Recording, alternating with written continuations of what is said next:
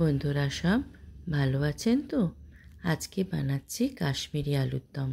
তার জন্য বড় বড় সাইজের 10টা আলু নিয়ে ছাড়িয়ে পরিষ্কার করে মাংসের আলুর মতো বড় বড় টুকরো করে কেটে ধুয়ে তেল গরম করে ছাঁকা তেলে ভেজে নিতে হবে। আলুগুলো কিন্তু একবারে সবটা ভাজা যাবে না, তাহলে কিন্তু গোল্ডেন ব্রাউন কালারটা ঠিকমতো আসবে না আর ভেঙে যেতে পারে। পুরো আলুগুলো যতক্ষণ না গোল্ডেন ব্রাউন হচ্ছে ততক্ষণ সুন্দর করে ভাজতে হবে। দুবারে আলুগুলোকে ভালো করে ভেজে নিয়ে তারপরে রান্নাটা শুরু করব। এর মধ্যে দেখাচ্ছি মশলা কী নিলাম। নিয়েছি মটরশুঁটি বেশ অনেকটা 250 মতো, আদা পেঁয়াজ গ্রেট করে নিয়েছি, হলুদ নুন ধনে গুঁড়ো নিয়েছি, বেশ 5-6টা টমেটো বড় বড় করে কেটে নিয়েছি, গরম মশলা নিয়েছি আর নিয়েছি চিনি স্বাদ মতো। এতে কিন্তু রসুন পড়ে না। বন্ধুরা, এরপরে আলুগুলোকে তুলে নিয়ে সেই তেলেই তেজপাতা আর গোটা গরম মশলা, দারচিনি লবঙ্গ আর ছোটো এলাচ দিয়ে দিলাম ফোড়নের জন্য। এগুলো একটু গরম হয়ে যাওয়ার পর, মানে একটু তেলের মধ্যে থাকার পর এর মধ্যে গ্রেট করা আদা পেঁয়াজগুলো দিয়ে দিলাম। এটাকে ভালো করে নাড়িয়ে নাড়িয়ে একটু ভেজে নিতে হবে যতক্ষণ না পর্যন্ত তেলটা ছেড়ে যায়। ভালো করে নেড়ে নেড়ে পুরো মশলাটা ভাজা হয়ে গেলে তেলটা ছেড়ে দেবে, আর তখনই দিয়ে দিতে হবে গুঁড়ো মশলাগুলো। গুঁড়ো মশলাগুলো দিয়ে আবারও ভাজতে হবে। যেহেতু গুঁড়ো মশলা, সেই জন্য খুব বেশি সময় লাগবে না তেলটা ছাড়বার জন্য। ভালো করে ব্রাউন করে ভেজে নিতে হবে, নাড়িয়ে নাড়িয়ে, নয়তো ধরে যেতে পারে। ভাজাটা প্রায় হয়ে গেছে। দেখুন বন্ধুরা, কি সুন্দর ব্রাউন কালার এসে গেছে, তেলও ছেড়ে দিয়েছে। এরপরে দিয়ে দিলাম সমস্ত টমেটোগুলো কিন্তু একটু বড় বড় করে কেটেছি। এটা পুরো মশলার সঙ্গে ভালো করে মিশিয়ে নিতে হবে। তারপরে একটু জল দিয়ে ভালো করে গলিয়ে নিয়ে সব মশলাটাকে ভালো করে কষিয়ে নিতে হবে। এর সঙ্গে আপনারা কিন্তু রেড চিলি পাউডার বা কাশ্মীরি মির্চও দিতে পারেন। আমি একটু কাশ্মীরি মির্চ দিয়েছি।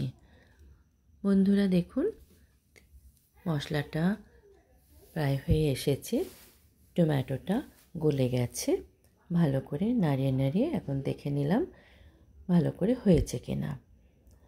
প্রায় হয়ে গেছে। এবার এর মধ্যে দিয়ে দেব কেটে রাখা ভাজা সমস্ত আলুটা দিয়ে দিলাম।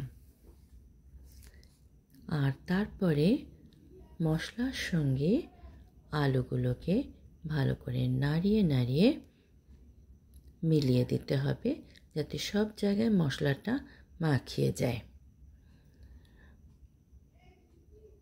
ভালো করে নাড়িয়ে দিতে হবে।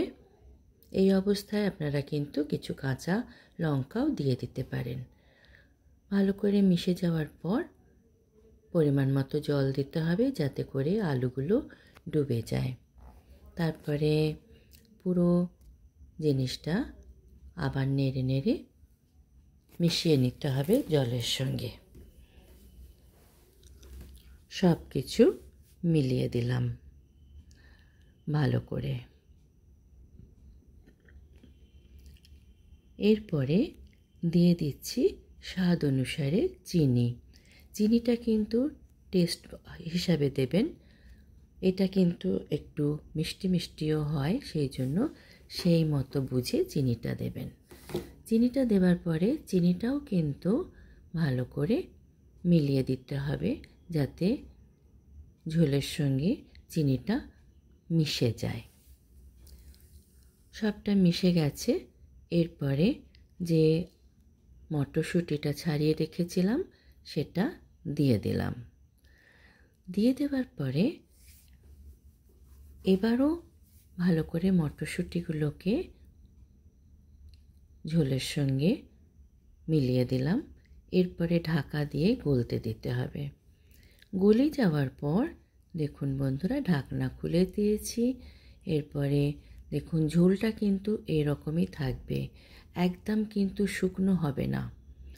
আলুগুলোকে খুন্তি দিয়ে একটু কেটে দেখে নিচ্ছি। হ্যাঁ, একদম হয়ে গেছে, মানে গলে গেছে। রান্নাটা প্রায় হয়ে এসেছে। এবার দিতে হবে আসল জিনিস, বেশ আধ কাপের একটু বেশি মতো ফেটানো টক দই এর মধ্যে দিয়ে দিলাম। এই অবস্থায় টক দইটাও ভালো করে মিলিয়ে নিতে হবে, আর গ্যাসের আঁচটা কিন্তু অনেকটা সিম করে দিতে হবে, নয়তো কিন্তু দইটা ফেটে যাবে।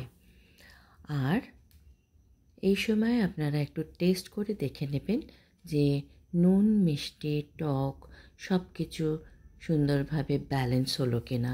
যদি না হয় সেই মতো যা দরকার দিয়ে দেবেন। বন্ধুরা, রান্নাটা প্রায় হয়ে গেছে। ভালো লাগলে লাইক, শেয়ার, কমেন্ট করবেন আর সাবস্ক্রাইব করবেন। পাশে বেল আইকনটা প্রেস করে দেবেন, যাতে যখনই আমরা কিছু পোস্ট দেব আপনাদের কাছে সঙ্গে সঙ্গে নোটিফিকেশন পৌঁছে যাবে। দিয়ে দিলাম গরম মশলা, ছোটো এলাচের গুঁড়ো আর দারচিনি গুঁড়ো, আর উপর থেকে ডেকোরেশনের জন্য একটু দিয়ে দিলাম চিলি ফ্লেক্স। দেখুন বন্ধুরা, অপূর্ব সুন্দর লাগছে, দেখতেও সুন্দর হয়েছে, খেতেও সুন্দর হয়েছে। উপর থেকে দুটো কাঁচা লঙ্কা দিয়ে দিলাম। বন্ধুরা, ভালো লাগলে একবার করে দেখবেন, আশা করি খেতেও আপনাদের ভালো লাগবে। রান্নাটা সম্পূর্ণ হয়ে গেছে, গ্যাস অফ করে দিয়েছি।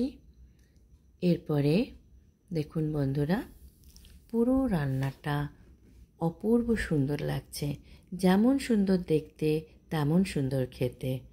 একদম সার্ভ করে দিয়েছি, একদম রেডি।